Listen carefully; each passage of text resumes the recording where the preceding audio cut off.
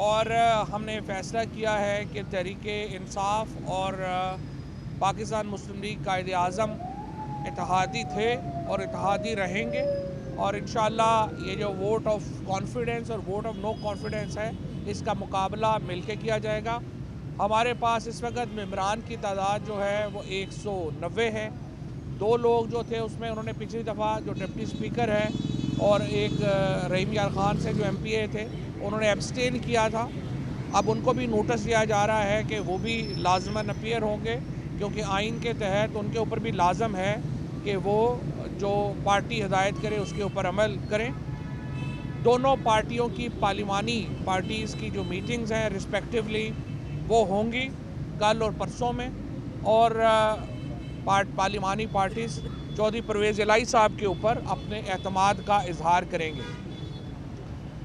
Speaker साहब का prerogative है कि वो किस मामले को पहले लेते हैं, वोट ऑफ नो कॉन्फिडेंस को पहले लेते हैं या वोट ऑफ कॉन्फिडेंस को पहले लेते हैं। और वोट ऑफ नो कॉन्फिडेंस के नाकामी के फौरी बाद पंजाब असम्बली की तहलील की एडवाइस जो है वो कर दी जाएगी।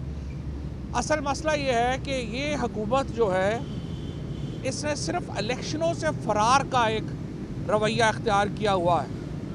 अगर आप देखें आज जो इस्लामाबाद में तमाशा लगा कि सिर्फ 6 दिन रह गए हैं वहाँ पे लोकल गवर्नमेंट इलेक्शंस को, लेकिन 6 दिन से उन्होंने नाकाम बनाने के लिए इस्लामाबाद की यूनियन कौंसिलों की तादाद बढ़ा दी और इलेक्शन कमीशन ने दुरुस्त फैसला किया है कि वो इस मामले में इलेक्शन के साथ जाएंगे। आप इलेक्शन नहीं कराना चाह रहे, आप पाकिस्तान के अवाम के पास कहीं, चाहे वो इस्लामाबाद हो, चाहे वो कराची के मकामी हुकूमतों के इलेक्शन हो, चाहे वो पंजाब हो, चाहे खैबर पख्तूनख्वा, आप लोगों के सामने ही जाने की हैसियत औकात नहीं रखते। ये जो वज़ीर राना सनाउल्लाह और ख्वाजा आसफ जो बड़ी बड़ी बढ़ के मार रहे थे कि आप तोड़ें और हम जाएंगे, अब आप बताएं कि आपकी हालत क्यों हो गई है।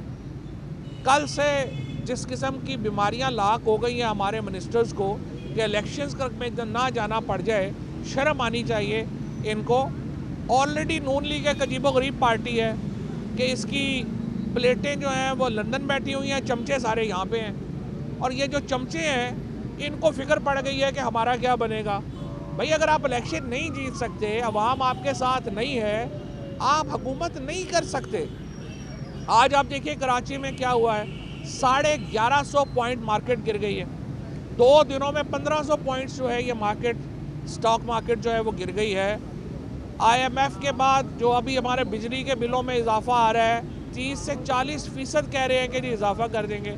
उसके बाद आप देखिए बिजली की कोई कमी नहीं है, लेकिन हुकूमत के पास तेल ख़रीदने के पैसे नहीं हैं कि वो बिजली बना सके, और इसके लिए वो राशनिंग कर रहे हैं। इस हिसाब से तो आपको अगले हफ्ते आप ये कह रहे हैं कि आपकी जो तेल है वो भी आपको नहीं मिलेगा, और रेस्टोरेंट्स आप कह रहे हैं 8 बजे बंद कर दें। मुझे बताएं, जो रेस्टोरेंट 8 बजे बंद होंगे तो रेस्टोरेंट वाले सारे बेचारे करेंगे क्या? सारे वेटर्स जो हैं, सारा जो रेस्टोरेंट का बिज़नेस है वो दिहाड़ी का बिज़नेस है। आप दुकानें सारी जो हैं 8 बजे बंद कर रहे हैं। आपके पास कैपेबिलिटी नहीं है कि आप इस मुल्क को चला सकें, तो आप इस मुल्क की जान छोड़ दें। खैबर पख्तूनख्वा में 6 महीने से हम बता रहे थे, मुराद सईद 6 महीने से ये बात कर रहा था कि यहाँ आपका टेररिज्म का राइज हो रहा है, आपने उसकी तरफ तवज्जो नहीं दी। जो आपने अरबों रुपया लगा के बाढ़ लगाई, वो बाढ़ उखाड़ी जा रही है और वहाँ से लोग घुस रहे हैं। हम बता रहे हैं कि वहाँ पे हालात ख़राब हो रहे हैं, आपने उसके ऊपर अमल नहीं किया। बॉर्डर सिक्योरिटी जो है उसका हाल इंतहाई पतला है, और जिसकी वजह से अचानक आज हम देख रहे हैं बन्नू में क्या हो रहा है। जिस तरीके से हमारे जवानों की शहादतें हो रही हैं, जिस तरीके से हमारे पुलिस और लिविस के लोगों की शहादतें हो रही हैं, सिविलियंस की शहादतें हो रही हैं, यूँ लग रहा है कोई मसला ही नहीं है। खैबर पख्तूनख्वा की हुकूमत को वसाइल देने से इनकार कर दिया गया है। 100 इस वक्त 26 अरब रुपया आपने खैबर पख्तूनख्वा हुकूमत का देना था। मईज एरियाज़ में 1 रुपया नहीं दिया गया। सारा टेररिज्म वहाँ पे दोबारा खड़ा हो गया। आप कह रहे हैं हमारे पास पैसे ही नहीं हैं। IMF से आप कह रहे हैं कि जी हमें कंसेशन दें, IMF आपको कंसेशन देने को तैयार नहीं है, और आप लगे हुए हैं कि किसी तरीके से पंजाब की हुकूमत और खैबर पख्तूनख्वा में इलेक्शन आप रोक सकें। आप इलेक्शन नहीं रोक सकेंगे। आपको जो शौक़ पूरा करना है आप पूरा कर लें। इंशाअल्लाह ताला इलेक्शन होंगे, ये वोट ऑफ कॉन्फिडेंस परवेज़ इलाही हासिल करेंगे, वोट ऑफ नो कॉन्फिडेंस नाकाम होगी और उसके फ़ौरन बाद हम इंशाअल्लाह ताला देंगे। और जो हमारा मामला है ये एडवाइस भेजने का, उसकी तरफ हम जाएंगे और आपको एडवाइस मिलेगी और पंजाब में खैबर पख्तूनख्वा में नए इंतखाबात होंगे। अच्छा फवाद साहब ये बताइएगा कि कहा जा रहा था स्पीकर साहब ने मुताबिक मलबा कहा कि जारी सेशन के दौरान गवर्नर साहब वोट ऑफ कॉन्फिडेंस के लिए नहीं कह सकते। अब आपकी गुफ्तगू से ये लग रहा है कि आप उसको भी टेकअप कर रहे हैं और नो कॉन्फिडेंस को भी फेस करने जा रहे हैं। देखें, जो आर्टिकल 109 है ना, उसमें यह है कि प्रोरोगेशन होनी चाहिए, वो सेशन प्रोरोग नहीं हुआ। ये कानूनी मामलात हैं, ज़ाहिर है इसके ऊपर स्पीकर साहब एक अपनी ओपिनियन लेंगे और स्पीकर इसके ऊपर एक अपनी रूलिंग देंगे। हम तैयार हैं दोनों मामलात के लिए, वोट ऑफ कॉन्फिडेंस के लिए भी तैयार हैं, वोट ऑफ नो कॉन्फिडेंस के लिए तैयार हैं। और आई अंडरस्टैंड कि स्पीकर साहब इन पॉइंट्स को देखेंगे कि उन्होंने कैसे इसको आगे लेके जाना। अगर 17 दिसंबर को आप लोग असम्बलियाँ तहलील कर देते तो आज ये सूरत हाल पैदा ना होती और शायद वोट ऑफ कॉन्फिडेंस लेने के लिए गवर्नर ना कहते और तहरीक अदम एतमाद भी ना आती। तो परवेज़ इलाही साहब ने जो 2 हफ्ते मांगे थे और फिर अल्टीमेटली इमरान खान साहब ने 1 हफ्ता दिया, तो क्या ये गलत हो गया? नहीं, देखें ना, हमने अभी भी इसलिए हमें चाहिए कि हमने प्रोसेस शुरू किया हुआ है MNAs के MNAs की जो सीटें हैं उनको खाली करने का। तो MNAs की नशिस्तों के लिए हमने एक लेटर लिखा है, अब वो वहाँ से भी भाग रहे हैं। हम MNAs PTI के 132 टोटल MNA हैं, 8 उनमें से उन्होंने कराया है, बाकी सारे MNAs अपने इस्तीफे दे चुके हैं। स्पीकर जो है वो क्यों भाग रहे हैं? स्पीकर हमारा जो है वो एक्सेप्ट करें, सुप्रीम कोर्ट में भी हमारा केस पड़ा हुआ है, उसको एक्सेप्ट करें और हम आगे चलें। और हम चाहते हैं कौमी असम्बली में और सूबाई असम्बली में एक ही दिन के ऊपर इलेक्शन। अच्छा फवाद साहब, ये कंफ्यूजन बरकरार है कि कल जो गवर्नर साहब का इजलास है जिसके अंदर एतमाद का वोट लेना है, क्या वो कल बुध का दिन है? कल चौधरी परवेज़ इलाही एतमाद का वोट कल ले रहे हैं या जो स्पीकर ने इसके ऊपर मौके पर इख्तियार किया है कि वो गैर आईनी है, उसको मानते ही नहीं? देखिए, इस पर तो रूलिंग स्पीकर देंगे। जो स्पीकर जिस तरह से इस जो इजलास है उसको शेड्यूल करने का इख्तियार स्पीकर के पास है, तो जो स्पीकर जिस तरह से कहेंगे हम उसके मुताबिक चलेंगे।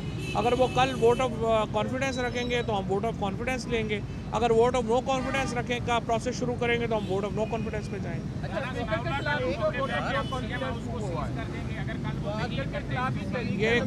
ये कोई फैसलाबाद में कोई कॉर्नर प्लाट नहीं है जिसके ऊपर जाकर राना सनाउल्लाह साहब कब्जा कर लेंगे और उसके बाद छुड़ा कोई नहीं सकेगा। ये आइन और कानून के मुताबिक अमल होगा। स्पीकर ने रेगुलेट करना है, जैसे वो रेगुलेट करेंगे उसके मुताबिक। स्पीकर के खिलाफ भी तहरीक स्पीकर और डिप्टी स्पीकर के खिलाफ भी तहरीक मैं करता हूँ, आप पे लिखिए।